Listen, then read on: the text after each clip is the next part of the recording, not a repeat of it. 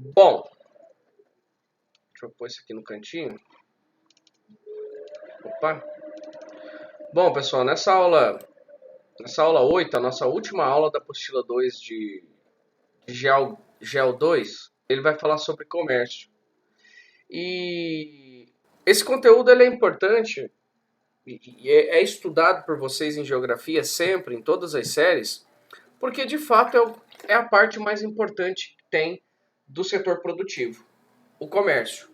Inclusive agora, em tempos de coronavírus, percebam que como não está havendo uma prática comercial em vários segmentos, diversas indústrias de diversos setores estão deixando de produzir.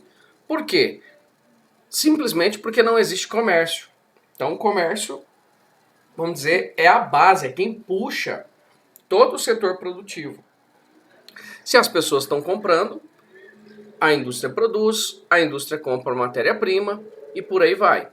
Caso contrário, a indústria não produz. E o comércio, ele foi um fator decisivo para os europeus lá no século XVI. Então, se a gente pensar, as grandes navegações que tiveram início no século XVI, elas vão surgir em torno desta temática. Logicamente que a gente falando aqui de comércio lá no século XVI, a dinâmica era bem diferente do que nós temos hoje.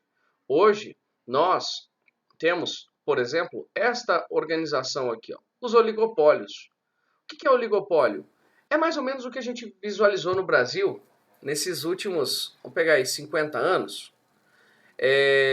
Olha a definição que a apostila traz. Uma forma de organização de mercado em que um número limitado de empresas detém o controle da produção e da oferta de determinada mercadoria. Se a gente observar no Brasil, diversas empresas gostam de vender seus produtos mais caros do que vende lá fora. Então, há sim uma meia dúzia de empresas que dentro do Brasil, elas determinam o valor de muita coisa. Por exemplo, se a gente pegar as montadoras de veículo, o pessoal fala assim, carro no Brasil é muito caro. É caro porque tem muito imposto. Também tem muito imposto, mas não é só por isso. As montadoras no Brasil, elas têm uma margem de lucro maior do que no mercado internacional, em outros países desenvolvidos. E o monopólio. Nós chegamos num nível de comércio que as empresas começaram a comprar outras empresas. E aí eu posso dar um exemplo bem simples. O Facebook hoje é a maior empresa no segmento dela, de redes sociais, e todos os anos ela sai comprando pequenas empresas que surgem e que pode ameaçá-la no futuro. Por exemplo, o que ela fez com o WhatsApp. Ela tinha medo do WhatsApp se tornar um concorrente, então ela vai lá e oferta um valor considerável pela plataforma e ela vai monopolizando. Mas não só isso, existem outras formas. Vocês já estudaram em anos anteriores as práticas de holding, de trust e de cartel. Todos esses, holding, trust e cartel, são exemplos de monopólio. Vocês lembram o que é uma trust? Trust é quando uma empresa ela se funde com a outra. O cartel é quando as empresas combinam preço. E a holding, com H, é quando uma empresa ela gerencia outras de áreas diferentes. E aí a gente sempre dá o exemplo da Unilever, que é a maior holding que a gente tem no planeta. Bom, classificação do comércio. Aqui ele vai falar um pouquinho da evolução histórica do comércio. O que determina o quanto vale um produto, o que determina o padrão, que a gente chama de padrão monetário, hoje no mundo, é o dólar. Então, se a gente pegar, por exemplo, a soja brasileira, que é vendida internacionalmente, essa soja é negociada em dólar. Então, existe um padrão monetário. Quando eu falo lá, eu vou fazer cálculo de PIB per capita, por exemplo, PIB por habitante, eu calculo em dólar, tá? Se a gente for pensar, hoje o padrão é dólar, mas nem sempre foi isso. Se a gente pensar lá no século XVI, era feito através da troca, do escambo. Então, trocavam-se produtos. Beleza? Aqui ele vai colocar a classificação quanto ao meio em que se processa, terrestre, marítimo, fluvial, aéreo. Então, sempre lembrando, a maior parte dos produtos, das mercadorias do comércio mundial é feito via terrestre. O transporte é feito via terrestre. Depois, marítimo, fluvial e, por último, aéreo. E por que as mercadorias não são dissipadas pelo aéreo? Simples. O aéreo é muito caro. Inclusive agora no meio de pandemia de coronavírus, o comércio aéreo tem sido muito utilizado, principalmente para transportar os produtos de higiene, produtos de segurança individual, os EPIs. Só que ele tem a vantagem dele é ser rápido, só que a desvantagem é que esse transporte aéreo custa muito caro. Aí nós temos, quanto à natureza dos bens, ó, comércio de grãos, comércio de combustíveis fósseis, comércio automotivo. Quanto à zona geográfica, o comércio pode ser interno ou doméstico, externo ou internacional. Pensando aqui no Brasil, no comércio brasileiro, a maior parte de tudo que é vendido, que compõe a balança comercial brasileira, que compõe o produto nacional bruto, é vendido internamente. Lembrando que o nosso país, o Brasil, ele detém uma das maiores redes de comércio do mundo. Por quê? Porque nós temos 210 milhões de habitantes. Então é muita gente. Apesar de o brasileiro médio não ter um padrão de consumo muito elevado, mas o Brasil é sim um dos maiores mercados consumidores do planeta. Se nós pensarmos, por exemplo, carne bovina, lá em 2018 nós tivemos a Operação Carne Fraca da Polícia Federal, deflagrada em alguns frigoríficos do Brasil, que constatou algumas irregularidades quanto ao padrão de higiene das carnes que eram processadas no país.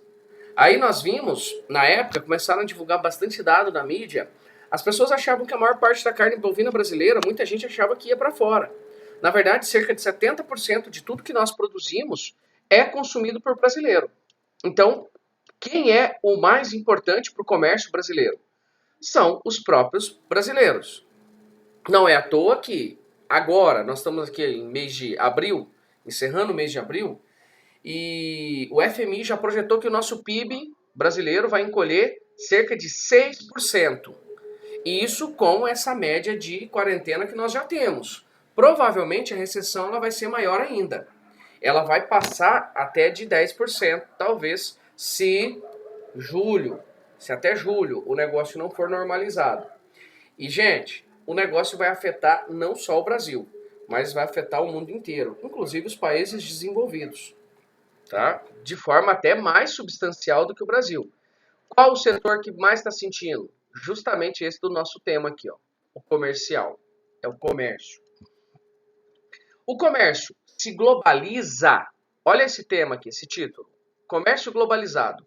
O comércio só vai se tornar internacional a partir do século XVIII. Por quê? Porque nós temos a Revolução Industrial. Então, eu estou falando de indústria ou estou falando de comércio, professor? Nós estamos falando dos dois. Porque através da indústria, através da Revolução Industrial, que os ingleses passaram a fabricar um monte de produtos têxteis, roupas, eles precisavam de mercados consumidores, ou seja, precisavam expandir o seu comércio. E para isso, eles foram buscar, como nós já falamos, na fase do imperialismo, o neocolonialismo, no continente africano, no continente asiático e até no continente americano, novos mercados consumidores, matérias-primas e por aí vai. Então o comércio ele se torna globalizado a partir de 1850, vamos colocar, a partir de 1750, com a primeira Revolução Industrial. 1750, tá? Só que quando que o comércio vai ganhar forma mais ou menos como a gente entende hoje? Olha esse parágrafo aqui, ó. Considerando a diversidade de componentes envolvida no comércio a fim de integrar o mercado global, foi realizada em julho de 1944, nos Estados Unidos, a Conferência de Bretton Woods, com o objetivo de estabilizar o sistema financeiro e estabelecer regras que permitissem maior avanço do comércio global. Então existem regras desde 1944, então perceba que nós estamos aqui no período entre guerras, tá? No período da Segunda Guerra Mundial, da Segunda Guerra. Nós estamos num momento aqui bem turbulento da economia. Na Europa já se desenhava o bloco da União Europeia, que seria o Benelux, Bélgica, Netherlands e Luxemburgo. Nos Estados Unidos fazia-se conferência para estabelecer regra de comércio, no meio daquele caos da Segunda Guerra Mundial. Com o fim da conferência, acordos definiram que o padrão ouro seria substituído pelo dólar ouro, tendo o Federal Reserve Bank, o Fed, garantindo a equiparação da moeda norte-americana com o ouro, apresentando, portanto, maior estabilidade para o comércio e o sistema financeiro mundial. Então perceba o seguinte, o palco da guerra é a Europa, os Estados Unidos participam da guerra, só que os Estados Unidos fazem uma jogada geopolítica que ele consegue projetar a sua economia, o seu país, o seu interesse no nível mundial, estabelecendo, regulando, trazendo as regulamentações para o comércio internacional. A partir de 1971, sucessivas crises do sistema capitalista, impulsionadas a princípio pela recuperação de mercados europeus e asiáticos, ocasionaram o fim da equiparação dólar-ouro. Em 1973, uma grande crise originada pela Organização dos Países Produtores de Petróleo, OPEP, após a guerra de Yom Kippur, lá em Israel, que a gente já comentou essa guerra esse ano, inclusive, gerou uma forte mudança no cenário financeiro mundial, promovendo uma instabilidade internacional. Inclusive aqui no Brasil, olha só, nós tínhamos um governo militar, a América Latina, de um modo geral, estava se convertendo a governos militares, e nós criamos um programa, o Proálcool, para substituir a compra de petróleo. Por quê? Porque o comércio mundial de petróleo estava fortemente afetado devido à retaliação que os países árabes fizeram por conta da guerra de Yom Kippur. Israel foi invadido pela Liga Árabe e Israel acabou vencendo a guerra, com o apoio, logicamente, dos Estados Unidos e dos países da Europa Ocidental, Reino Unido e França principalmente. Como modo de retaliação, o pessoal da OPEP subiu o preço do petróleo. Os árabes, principalmente, subiram o preço do petróleo. E aí gerou uma crise econômica de novo, afetando o comércio mundial. Avançando aqui para a próxima. Opa, cliquei errado. Avançando aqui para a página 54. Organismos internacionais. Então nós temos algumas instituições que regulam, que fazem com que o comércio seja estimulado ou que o comércio seja controlado, que tenha regras nesse comércio internacional. Então ele coloca aqui, ó, com o fim da Conferência de Bretton Woods, foram criados organismos internacionais que atuariam na esfera comercial, financeira e política do globo, influenciando nas principais decisões internacionais. Assim surgiram o Fundo Monetário Internacional, para quê? Para reconstruir países pobres, o Banco Internacional para Reconstrução e Desenvolvimento, BIRD, que é o Banco Mundial, e o Acordo Geral de Tarifas e Comércio, GATT, na sigla em inglês. Posteriormente, esse GATT vira o que nós chamamos de OMC. Então, percebam que, a nível internacional, foram criadas instituições para trazer regras. E tem muita questão que traz uma crítica direta ao Fundo Monetário Internacional, que apesar dele ter a função de manter, de trazer estabilidade financeira, ele cria medidas de austeridade fiscal. Ou seja, um país, quando ele pega dinheiro do FMI, ele tem que dar medidas de contrapartida. O que é contrapartida? É mais ou menos, eu não sei se vocês têm acompanhado aí agora a discussão no Congresso Nacional, o governo ele não quer que aprove um plano de ajuda aos estados e municípios que a Câmara dos Deputados Federais aprovou. Por quê? Porque não foi colocada nenhuma contrapartida. Então, no meio dessa crise da pandemia, que está gerando uma crise econômica em paralelo, os estados precisam de dinheiro, estados e prefeituras. A proposta da Câmara dos Deputados é que o governo federal ele vai ter que bancar, o governo federal vai ter que dar dinheiro para os estados para cobrir o que eles não arrecadarem de ICMS e ISS, por exemplo. Só que aí o Estado ele não precisa apresentar medidas de economia. Ele não precisa poupar dinheiro. Ele pode usar o dinheiro à vontade, não vai ter problema. A lei da responsabilidade fiscal, que foi instalada no Brasil lá em 2015, ela não vai valer nesse caso excepcional. Ou seja, o governo alega, o ministro da Fazenda, o Paulo Guedes, alega que isso vai trazer uma crise sem precedente para o Brasil. Nós vamos ter um desequilíbrio fiscal gigante no país. Então, perceba o seguinte, existem regras de contrapartida que o FMI coloca e que o governo federal brasileiro também quer colocar aos estados, que é o que nós chamamos de medidas de austeridade. A austeridade seria, por exemplo, você não subir salário de servidor público, seria você reduzir dinheiro em áreas básicas como saúde, educação. Então isso parece ser muito nocivo. Você fala, eu vou reduzir gasto com saúde, educação, segurança pública. Isso não é meio antissocial? Só que dá para você poupar dinheiro e ainda assim tornar os negócios mais eficientes. Tem países que demonstram isso. Deixa eu ver o que o Pedroso está perguntando aqui. Não sei da veracidade, mas vi que tinham países que estavam imprimindo dinheiro. É verdade isso aí, professor? Pedroso, cara, pode até ser.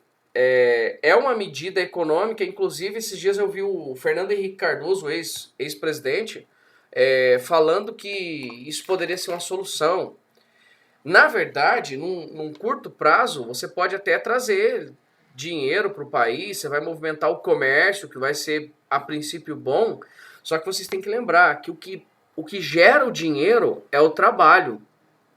Não importa quanto dinheiro eu tenho impresso, o que importa é o quanto de trabalho está sendo feito para produzir dinheiro, porque nós vivemos dentro do mundo capitalista, da oferta e da procura.